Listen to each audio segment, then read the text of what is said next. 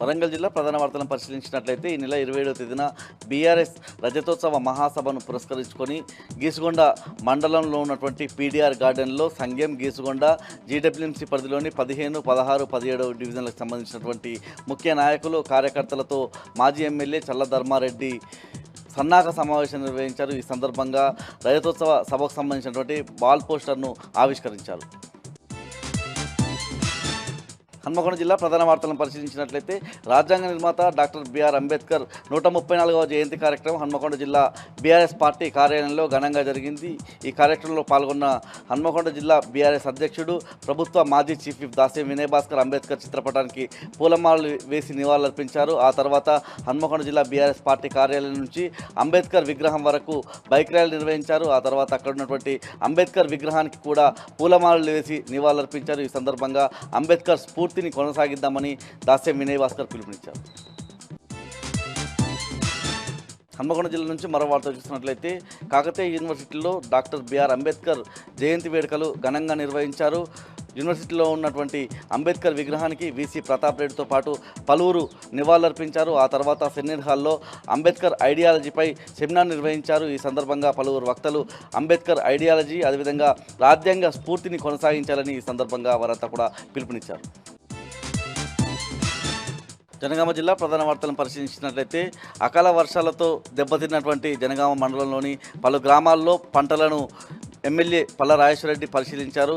ఈ సందర్భంగా నష్టపోయినటువంటి పంటలను వెంటనే క్షేత్రస్థాయిలో అధికారులు పరిశీలించి నష్టాన్ని అంచనా వేయాలని, దాంతోపాటు నష్టపోయిన ప్రతి రైతును ఆదుకోవాలని, ప్రతి ఎకరాకు 10,000 రూపాయలు నష్టపరిహారం చెల్లించాలని ఈ సందర్భంగా ఎమ్మెల్యే పల్ల రాజేశ్వరరెడ్డి డిమాండ్ చేశారు. జనగామ జిల్లా నుంచి మరో వార్త చూసినట్లయితే జనగామ జిల్లా కేంద్రంలో అధికారికంగా నిర్వహించిన అంబేద్కర్ 134వ జయంతి కార్యక్రమంలో ఎమ్మెల్యే పల్ల రాజేశ్వరరెడ్డి పాల్గొని ఈ సందర్భంగా అంబేద్కర్ చిత్రపటానికి ఆయన పూలమాలలు వేసి నివాళులర్పించారు.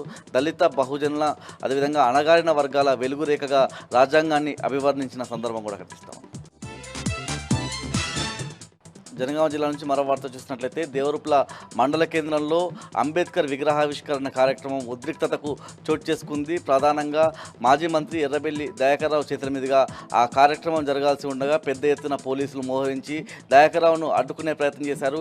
ఇదే క్రమంలో కుల సంఘాలకు పోలీసులకు మధ్య తోపులాట కూడా చోటు చేసుకుంది. పోలీసుల తీరు పట్ల అక్కడ ఉన్నటువంటి కుల సంఘాల వాళ్ళంతా కూడా ఆగ్రహం వ్యక్తం చేసిన సందర్భం కనిపించింది. ఎట్లకేలకు దయాకర్రావు విగ్రహానికి పూలమాలలు వేసి నివాళులర్పించారు. ప్రధానంగా పాలకుర్తి నియోజకవర్గంలో పోలీసులు కాంగ్రెస్ పార్టీకి కోవట్లుగా పనిచేస్తున్నారని సందర్భంగా ఎర్రబెల్లి దయాకర్రావు ఆగ్రహం వ్యక్తం చేసిన సందర్భం కనిపిస్తూ ఉంది. రాజ్యాంగ స్ఫూర్తికి పూర్తిగా విఘాతం కలిగిస్తూ ఉన్నారన్నటువంటి అంశాన్ని కూడా దయాకర్రావు లేవనెత్తిన సందర్భం కనిపించింది.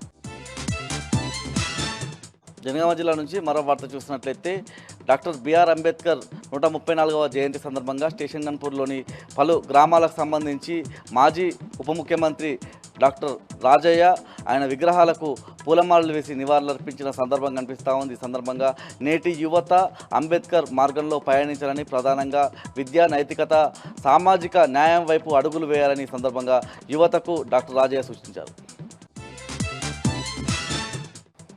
ములుగు జిల్లా నుంచి వార్త చూసినట్లయితే ఇటీవల కురిసిన అకాల వర్షాలతో నేల కొరిగిన పంటను చూసినటువంటి మంగపేట మండలం మొట్లగూడెం గ్రామానికి చెందిన నరసింహారావు అనే రైతు ఆత్మహత్య యత్నానికి ప్రయత్నించాడు. నిన్న రాత్రి అతను చికిత్స పొందుతూ మృతి చెందాడు. ఆ కుటుంబాన్ని ములుగు జిల్లా బీఆర్ఎస్ అధ్యక్షుడు కాకులమర్రి నరసింహారావు పరామర్శించారు. ఈ సందర్భంగా ఇది ముమ్మాటికి ప్రభుత్వ హత్యనని ఆయన విమర్శించిన సందర్భం కనిపిస్తూ ఉంది. ప్రధానంగా యాలం నరసింహారావు కుటుంబానికి వెంటనే రాష్ట్ర ప్రభుత్వం 25 లక్షల రూపాయల ఎక్స్గ్రేషియా చెల్లించాలని, కుటుంబంలో ఒకరికి ప్రభుత్వ ఉద్యోగం కల్పించాలని ఈ సందర్భంగా కాకులమర్రి నరసింహారావు డిమాండ్ చేశారు.